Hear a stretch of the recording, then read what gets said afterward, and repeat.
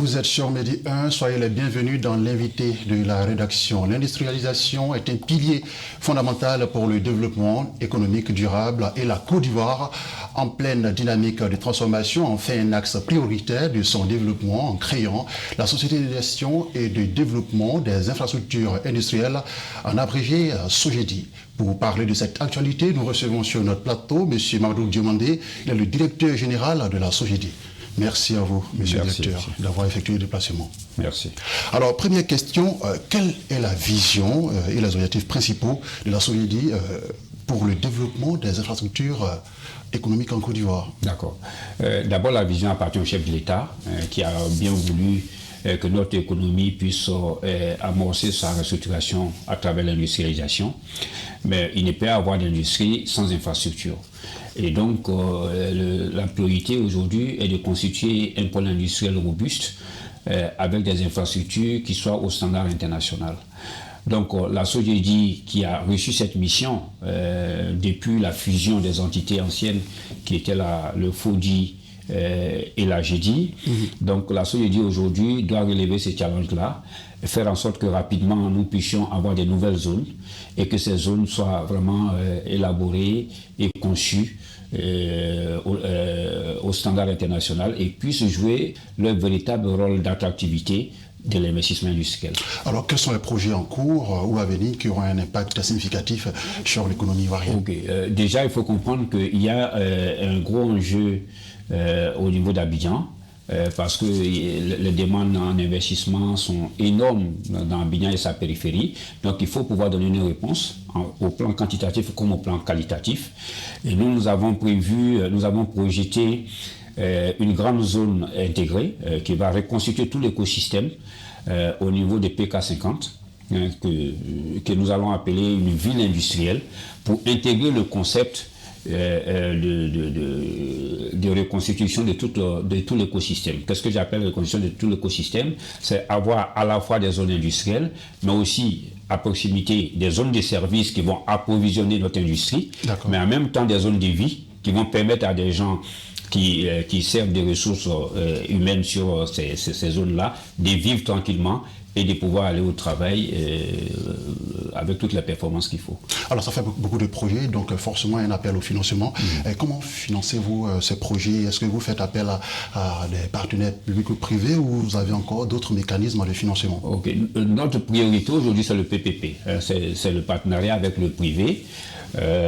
Sur différents modèles de structuration de l'investissement, mais nous privilégions le PPP. D'accord. Mais dans quelle mesure vos projets intègrent-ils les principes du développement durable et de la transition énergétique? C'est une priorité majeure. Puisqu'on parle d'industrialisation, il y a forcément un impact énergétique. Un impact sur la pollution, etc. Oui. Donc, effectivement, c'est une priorité majeure pour nous. Tout à l'heure, je vous ai dit que nous voulions être au standard international pour pouvoir effectivement attirer les investissements, les plus gros investissements. Il faut vraiment prendre en compte ces concepts-là. Et donc aujourd'hui, nous avons des partenariats avec des institutions internationales qui sont très avancées sur les questions de l'environnement, ce qui fait que tous les nouveaux projets que nous concevons, nous les concevons vraiment sous le regard de ces institutions qui nous accompagnent pour faire en sorte que nos zones s'intègrent parfaitement dans l'économie verte. D'accord, recours à des partenariats publics et privés, mais quel impact attendez-vous véritablement du développement des infrastructures industrielles sur l'emploi et la croissance? Booster d'abord l'investissement. L'IDE, l'investissement direct étranger, booster l'investissement direct étranger, apporter, je dirais, améliorer l'offre d'emploi sur notre marché, parce que vous savez que l'industrie est l'un des secteurs qui offre le plus d'emplois, donc qui est consommateur de ressources qualifiées. Et donc, déjà, si nous arrivons à satisfaire ces deux leviers, je pense que nous pourrons considérablement impacter notre économie. Alors, mais quel est aujourd'hui l'avantage de collaborer avec des partenaires étrangers, vous en tant que directeur général d'un organe de l'État? Avec les partenaires étrangers, c'est déjà le fait qu'ils ont pour la plupart une longue expérience industrielle. Hein, et donc nous n'allons pas réinventer la roue. Nous partons déjà avec des gens qui ont une expérience, des expériences bonnes ou mauvaises, mais qui nous servent pour concevoir nos nouveaux projets. L'autre élément, c'est l'accompagnement dans la mobilisation même des financements. Et puis la troisième chose, c'est mettre en place des modes de gestion qui nous permettent aujourd'hui à la fois d'avoir de la flexibilité pour pouvoir intégrer le maximum d'investissements.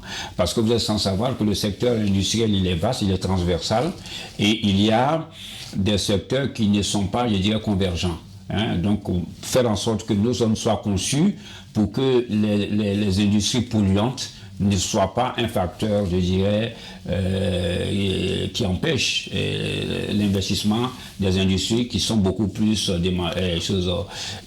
exigeantes en matière de sécurité, en matière de non-pollution. Alors vous avez parlé de flexibilité, il y a forcément des défis que vous rencontrez, mais quelles sont les stratégies que vous mettez en place pour contourner ces défis-là? Ok. D'abord, il faut que nos zones soient sécurisées. Donc aujourd'hui, nous faisons en sorte que nous ayons un système d'information sur nos zones qui, à partir de nos bureaux, on puisse voir déjà ce qui se passe sur nos zones. Ça nous protège de ce qu'on appelle d'ailleurs la colonisation de l'espace, parce qu'auparavant, ça n'existait pas. Donc, les gens allaient même construire en zone industrielle. Donc, ça, il y a la sécurisation des zones.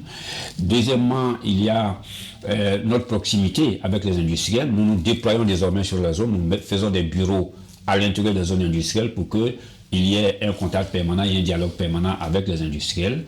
La troisième chose, comme je l'ai dit, c'est de faire des zones intégrées. La quatrième chose, c'est de faire en sorte de décongestionner le Grand Abidjan pour que toutes nos zones industrielles ne soient pas concentrées sur Abidjan, de faire de nos régions, de nos grandes régions, des véritables pôles industriels. Et la quatrième chose, c'est de dissocier les zones mixtes des zones spécialisées. C'est-à-dire qu'on aura toujours des grandes zones mixtes où on peut trouver toutes sortes d'activités, mais on aura aussi à côté de ces zones mixtes, surtout en région, des zones qui sont spécialisées, soit dans l'agroalimentaire, soit dans la métallurgie, soit dans le secteur, ainsi de suite. Donc il y a des clusters qui sont conçus et qui nous permettront également de faire en sorte que chaque investisseur se sente à l'aise dans des zones qui leur sont dédiées. Alors, aujourd'hui, quelles sont les régions prioritaires pour le développement Bon, nous avons en premier lieu Abidjan. Oui. Il y a également San Pedro, qui est une zone portuaire. Okay. Il y a Boaké, qui est le grand centre, qui a une vieille tradition industrielle, notamment dans le secteur du textile. Okay. Et il y a également Korogo, qui est au nord et qui peut capter pas mal d'investissements, surtout pour les activités liées au coton, les activités liées à la NACAD, etc. Donc on peut faire des zones spécialisées. Il y a déjà des agropoles qui ont commencé à se développer. Aujourd'hui, on retrouve à Bondoukou, à Séguéla et à Korogo des zones industrielles dédiées à la NACAD. Alors comment comptez-vous améliorer la compétitivité des infrastructures industrielles face aux standards internationaux? Ça fait beaucoup de projets cités. Oui, ça fait beaucoup de projets. Ça veut dire que nous, aujourd'hui, pour ne pas être dispersés, nous nous recentrons véritablement sur notre métier. C'est-à-dire qu'on ne veut pas tout faire à la fois. On ne veut pas être à la fois des constructeurs, des concepteurs, etc. C'est vrai que notre mission est assez large. Okay. La mission de la SOGEDI part depuis la planification, le financement, la réalisation, la gestion, même la concession, etc. Mais nous, pour pouvoir brasser un maximum de projets en même temps, dans notre partenariat avec le privé, nous leur concédons une bonne partie de la réalisation pour nous concentrer sur la conception, le contrôle et l'évaluation. Donc ça fait qu'en même temps, nous pouvons en passer beaucoup de projets. Alors comment voyez-vous le secteur industriel à l'horizon 2030 en Côte d'Ivoire? Je pense que nous sommes dans une phase de mutation. Nous sommes en train de passer d'une économie traditionnellement agricole à une économie industrielle. Et donc, notre rôle aujourd'hui est un rôle majeur. Nous devons aider le pays à tirer effectivement son économie vers ce secteur-là qui est aujourd'hui le principal challenge pour notre économie. Merci, monsieur le directeur. Merci d'avoir répondu à notre invitation. Merci d'avoir répondu à toutes ces questions. Merci. C'est la fin de ce numéro de l'invité de la rédaction. L'information continue sur Medi 1.